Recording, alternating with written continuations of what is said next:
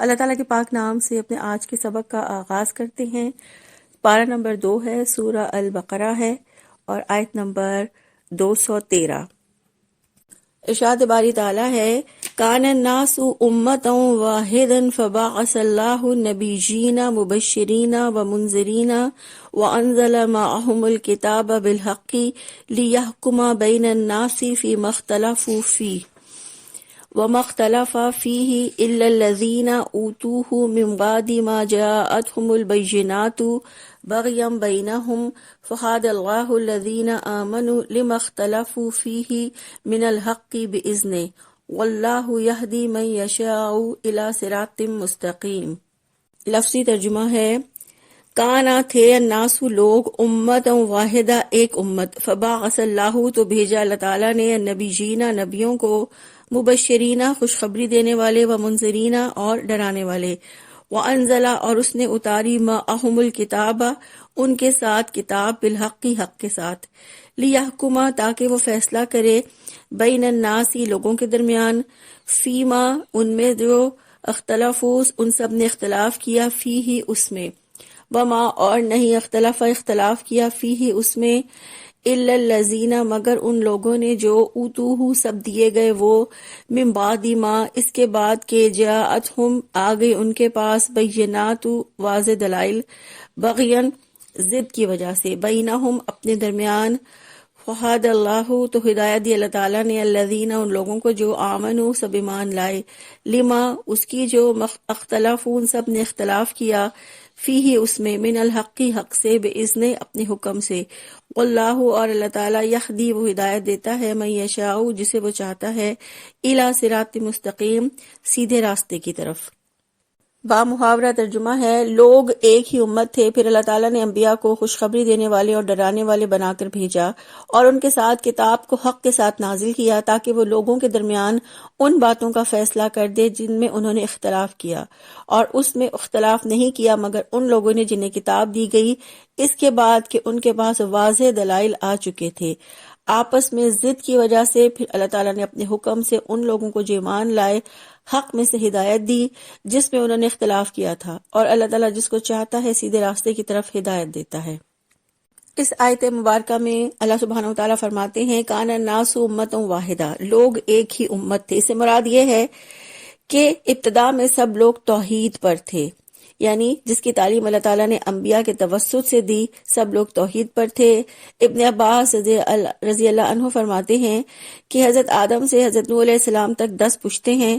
ان 10 زبانوں کے لوگ اللہ تعالیٰ کی شریعت کے پابند تھے، پھر ان میں اختلاف ہوا تو اللہ تعالیٰ نے انبیاء کو مبعوث فرمایا۔ تو شروع میں سب ایک ہی دین پر تھے، یعنی دین اسلام پر تھے۔ پھر اختلاف کیسے پیدا ہوا؟ اختلاف شیطان کے وسوسوں کی وجہ سے پیدا ہوا اور ابلیس کی کوششوں کی وجہ سے شرک عام ہو گیا اور لوگ توحید سے ہٹ گئے۔ پھر فرمایا، فبعث اللہ النبیین مبشرین ومنذرین، پھر اللہ تعالیٰ نے انبیاء کو خوشخبری دینے والا اور ڈرانے والا بنا کر بھیجا۔ اللہ تعالیٰ نے نبیوں کو خوشخبری دینے والا بنا کر بھیجا کیونکہ انبیاء کی خوشخبریاں اطاعت کرنے والوں کے لیے ہوتی ہیں اور وہ اطاعت کے انجام کو واضح کرتے ہیں کہ دنیا میں جسم اور روح کی قوت، رزق اور پاکیزہ زندگی ملے گی اور آخرت میں سب سے بڑی کامیابی یعنی جنت ملے گی۔ وہ منذرین اور وہ ڈراتے ہیں، ان کے ڈراوے نافرمانی کرنے والوں کے لیے ہوتے ہیں، ڈراوے نافرمانی کے کاموں سے بچانے کے لیے ہوتے ہیں کہ اگر نافرمانی والی زندگی بسر کرو گے، اللہ کی اطاعت نہ کرو گے تو دنیا میں ذلت اور رسوائی پاؤ گے، رزق میں تنگی ہوگی اور پھر آخرت میں بدترین عذاب کے مستحق بنو گے۔ تو اس سے ہمیں پتہ چلتا ہے کہ انبیاء کی خوشخبریاں اور ڈراوے توحید کو قائم کرنے اور شرک کو ختم کرنے کے لیے ہوتے تھے۔ اللہ تعالیٰ نے اختلاف کا فیصلہ کرنے کے لیے نبیوں کو خوشخبریاں دینے والا اور ڈرانے والا بنا کر بھیجا تاکہ وہ توحید کو قائم کریں اور شرک کو ختم کریں۔ پھر فرمایا، وَأَنزَلَ مَعَهُمُ الْكِتَابَ بِالْحَقِّ، اور ان کے ساتھ کتاب کو حق کے ساتھ نازل کیا۔ اللہ تعالیٰ نے انبیاء کو کتابیں عطا کی حق کے ساتھ، یعنی کتابوں میں سچی خبریں ہیں اور عدل پر مبنی احکامات ہیں، لِيَحْكُمَ بَيْنَ النَّاسِ فِيمَا اخْتَلَفُوا فِيهِ، تاکہ وہ لوگوں کے درمیان ان باتوں کا فیصلہ کر دیں جن میں انہوں نے اختلاف کیا۔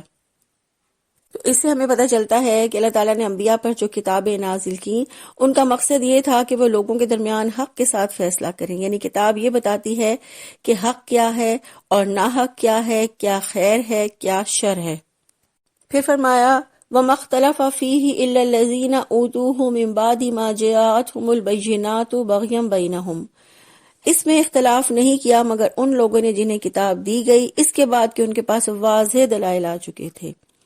لوگوں کے درمیان اختلاف ہمیشہ حق کا راستہ چھوڑ دینے کی وجہ سے ہوتا ہے، بغیم بینہم یعنی آپس میں ضد کی وجہ سے۔ بغین سے مراد ظلم بھی ہے اور حسد بھی ہے، اور یہی وہ محرکات ہیں جو اختلاف اور فرقہ بندی کی وجہ بنتے ہیں۔ تو اس سے ہمیں پتہ چلتا ہے کہ حق کا راستہ چھوڑ دینے کا اصل سبب بغض، دشمنی، حسد ہوتا ہے، اور حق کا راستہ چھوڑ دینے سے اختلافات بڑھتے چلے جاتے ہیں حتیٰ کہ امت کے اتحاد کا معاملہ ناممکن ہو جاتا ہے۔ تو آیت مبارکہ کے اس حصے سے اللہ تعالیٰ نے یہ سمجھایا ہے کہ اس حق کو پا کر تم بھی اس طرح کے اختلافات برپا کرنے والے نہ بن جانا جس طرح تم سے پہلے دوسرے لوگ بن گئے۔ پھر فرمایا فَخَادَ اللَّهُ الَّذِينَ آمَنُوا لِمَا اخْتَلَفُوا فِيهِ مِنَ الْحَقِّ بِإِذْنِهِ، پھر اللہ تعالیٰ نے اپنے حکم سے ان لوگوں کو جو ایمان لائے حق میں سے ہدایت دی جس میں انہوں نے اختلاف کیا تھا،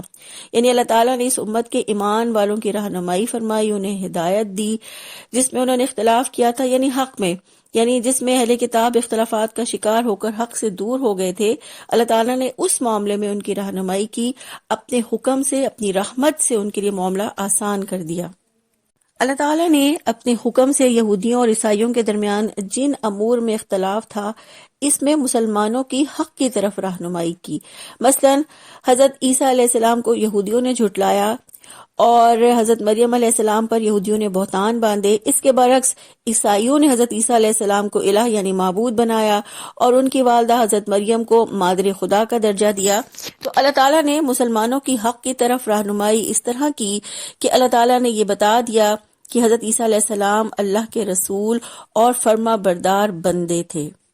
اس سے ہمیں پتہ چلتا ہے کہ اسلام ایک مکمل ضابطہ حیات ہے، اور دین کے احکامات اور فرائض کے بارے میں اگر کسی کو کوئی اختلاف یا جھگڑا ہو تو اس کو اللہ کی کتاب اور سنت رسول صلی اللہ علیہ وسلم کی طرف لوٹا دینا چاہیے، کیونکہ اگر ان میں اختلافات کا فیصلہ یا حل موجود نہ ہوتا تو اللہ تعالیٰ کبھی بھی ان کو رسول اللہ صلی اللہ علیہ وسلم اور کتاب اللہ کی طرف لوٹانے کا حکم نہ دیتے۔ پھر فرمایا واللہ یہدی من یشاء الی صراط مستقیم، اور اللہ تعالیٰ جس کو چاہتا ہے سیدھے راستے کی طرف ہدایت دیتا ہے۔ اللہ سبحانہ وتعالیٰ نے مخلوق پر حجت قائم کرنے کے لیے انہیں سیدھے راستے کی طرف دعوت دی ہے تاکہ وہ یہ نہ کہہ سکیں کہ ہمارے پاس تو کوئی ڈرانے والا آیا ہی نہیں تھا۔ تو اللہ تعالیٰ نے اپنی رحمت سے جسے چاہا ہدایت سے نواز دیا۔ اس سے ہمیں پتہ چلتا ہے کہ اللہ تعالیٰ اپنے بندوں میں سے صراط مستقیم کے لیے اور ہدایت کے لیے لوگوں کو چن لیتا ہے۔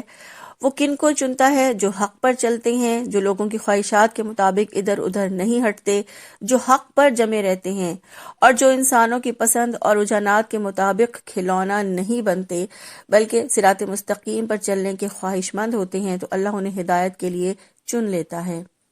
جیسے یہودیوں اور عیسائیوں نے اختلاف کیے تو اللہ تعالیٰ نے مسلمانوں کو صراط مستقیم دکھایا۔ حضرت ابراہیم علیہ السلام کے بارے میں بھی یہودیوں اور عیسائیوں نے جو اختلاف کیا تو اللہ تعالیٰ نے مسلمانوں کو صراط مستقیم کی طرف اس طرح رہنمائی کی اور بتایا کہ حضرت ابراہیم علیہ السلام تو نہ یہودی تھے نہ عیسائی تھے، بلکہ وہ حنیف یعنی یکسو تھے، اور مسلم یعنی فرما بردار تھے۔ اللہ کے رسول صلی اللہ علیہ وآلہ وسلم نے فرمایا ہم دنیا میں سب سے پیچھے تھے لیکن جنت میں ہم سب سے پہلے جائیں گے۔ اہل کتاب کو ہم سے پہلے کتاب دی گئی اور ہمیں قرآن سب سے آخر میں دیا گیا۔ اہل کتاب مختلف فرقوں میں بٹ گئے اور اللہ تعالیٰ نے اپنے ارادے سے اختلافات میں ہماری صحیح رہنمائی فرمائی۔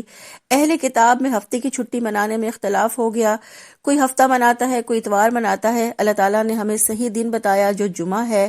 اہل کتاب اس حیثیت سے بھی ہم سے پیچھے ہیں۔ اللہ تعالیٰ سے دعا ہے اللہ تعالیٰ ہم سب کو صراط مستقیم پر چلنے کی توفیق عطا فرمائیں، اور دین کے بارے میں کسی بھی طرح کے اختلافات کا فیصلہ قرآن اور حدیث رسول صلی اللہ علیہ وآلہ وسلم سے لینے کی توفیق عطا فرمائیں، آمین۔ سبحانک اللہم و بحمدک، نشہد ان لا الہ الا انت، نستغفرک و نتوب الیک۔ السلام علیکم ورحمۃ اللہ وبرکاتہ۔